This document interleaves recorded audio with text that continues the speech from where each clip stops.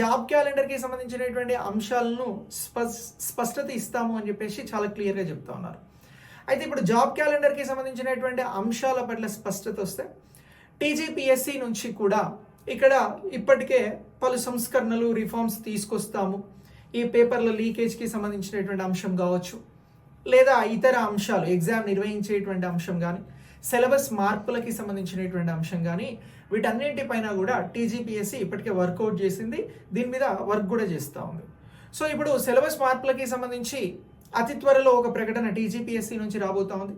ఇక ప్రభుత్వం వైపు నుంచి ఈ వేకెన్సీస్ వివిధ విభాగాల నుంచి తెప్పించుకున్నటువంటి ఉన్నటువంటి వేకెన్సీస్ని గుర్తించి ప్రభుత్వం నుంచి కూడా జాబ్ క్యాలెండర్కి ఈ ఏడాది నుంచి ఏ ఉద్యోగాల భర్తీ ప్రక్రియ ఉంటుంది అనేటువంటి అంశంలో కూడా ఒక స్పష్టత తీసుకొని చాలా క్లియర్గా విద్యార్థులకి ఎవరైతే జాబ్ ఆస్పిరెంట్స్ ఉన్నారో వారికి సంబంధించి ఈ జాబ్ క్యాలెండర్ ద్వారా ఒక సమాచారాన్ని అందించబోతా ఉన్నారు.